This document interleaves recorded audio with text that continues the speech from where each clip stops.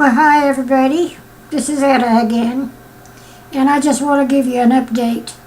I'm a little bit late because I've had camera trouble, and two, I haven't been feeling all that well. And you see, it's been so windy and stormy out today. It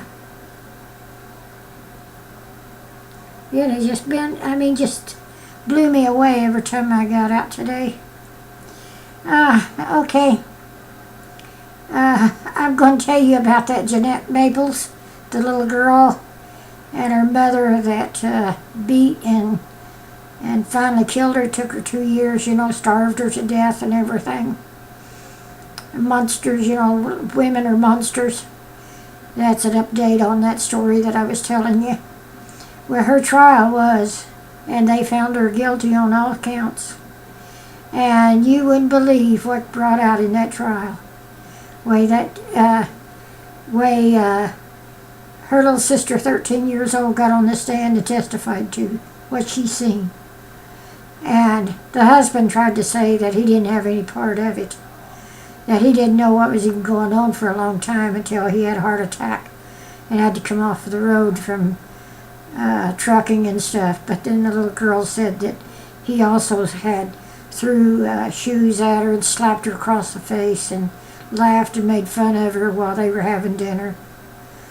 While they were eating dinner, while the little girl was put over across the room and standing up and watching them, and she wasn't allowed to have anything to eat, and they'd say how good it was, and don't you wish you had some, and that's punishment. And inside the room, they found dried belts and with blood stick on them. They found a yardstick that had been broken in two and had blood on it, and there was blood splatters all over on the ceiling, and there's a dollhouse in the room, and even through the little cracks of the dollhouse there was bits of blood and flesh from the little girl. And what was in the room was, in the middle of the room was a cardboard box that had been cut open and laid on the floor, and anyway, that was where she's supposed to lay and sleep. And I don't know, the rug was soaked, I don't know, in blood. I can't even visualize someone doing another human being and torturing them that way, much less a mother doing that to her own child. Now this woman's brothers came up from California, and they testified that their dad kept things locked up in the refrigerators and the pantries and locks and everything, and that they weren't allowed to go in and get food and stuff anytime they wanted to. He kept things locked up, and he told them when to eat and not to eat. And that the biggest boy said that he never beat on the woman, but she seen his sister there, but he was the scapegoat for his dad until he got old enough, and then he ran away from home and he joined the service. So, but that's no excuse for her.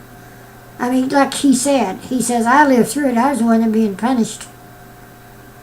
And I couldn't no more, he says, I've got my children, and I couldn't no more keep food from them. And he said, I did not realize I hadn't seen my sister since she left California. And says, I didn't realize this was going on. Well, anyway. And the stepmother, she's the one that calls the police, and she's the one that reported them. She was the one that had called child welfare over 9 times and told them that they should. And I think at the very beginning, the woman went out there one time and said that she was very cooperative. Oh, she could just, talk. Oh, yeah, I understand. I know exactly this way I'll punish her. Yeah, I know. I mean, I can't get too severe. Yes, yeah, I agree. And she just agreed with a woman 100% on everything. So anyway, they got different complaints, and it was never followed up. I don't know. who's responsible here, for these kids? And then I just read in the paper that in Portland, this 24-year-old boy, he's a young man now, and the father's in jail because they found his daughter is 5 years old and only weighed 20 pounds. She had died, and she was like Jeanette. She just starved to death. That's what happened to that girl. She just starved to death. His little girl just starved to death. What is going on? That's not a woman. That is a man. Yeah, why couldn't he just turn her over to the state or took her and said, I can't take care of her. I'm not going to. I can't. I don't understand. And where are the relatives, and are these other people? Like the stepmom said, she done all she could do, and she was the one that called the police the day that they finally went there. So I don't know. I just don't know. Well, anyway, she got the death penalty. Yeah. She got the death penalty. And her husband came up, and he didn't get enough. He only got 25 years to life. And they said he could be out in 25 years. Well, I know he's got heart trouble now. He probably won't get out. He'll probably die in prison, but well, anyway, that's what happened to him when he came. His trial came up here in, they said May, but it was this month in April. They brought his up, and that's what he got. They didn't really go through a jury trial or anything. He just pled guilty and threw himself on the mercy of the judge, and that's what happened. So, to him. So that has been some of the stories and things that I've heard about. The most terrible that's been happening around here. But anymore, it's really terrible. You pick up the paper every day, and I know your place is just like my town. There's some killings and violence. Just the other day, they don't even know what got her into this woman that's 46 years old and no criminal record. But in the last week, she just has gone crazy. In the complex that she lived in, you gotta drive real slow or you'll be fined. And she sped through there, and he went and told the manager of the complex where other children and houses was, told her that and she just went and sped through again, so he fined her $40. And then just this last Friday, she was driving erratically, and this policeman on a motorcycle tried stopping her, and finally she stopped. And he got off his motorcycle and started walking over to the car, and she pulled out a gun and shot him. Yeah, he's dead. Then she took off. Well, he had already called in. Before they go to a car, they always call in the car, who's in it, who they can see, and the car license and everything before they ever approach a car. Now, you can see the reason why they do this.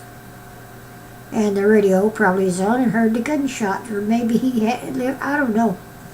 But anyway, then she left, and, well, I think they could have robbed a bank here in town. I think they could have done almost anything. Because all the policemen was after her, and even from in nearby towns, a policeman heard about a policeman being shot and down, and there they come. I think they said there's about 49 police cars and the SWAT team, and also the police helicopter overhead. Yeah, they finally got her. They talked her down, and she finally gave up, and she's down there in jail, and she's supposed to be arraigned today. That happened Friday afternoon. So she's supposed to be arraigned today. I don't know what they done. I haven't ever heard. But she probably had it.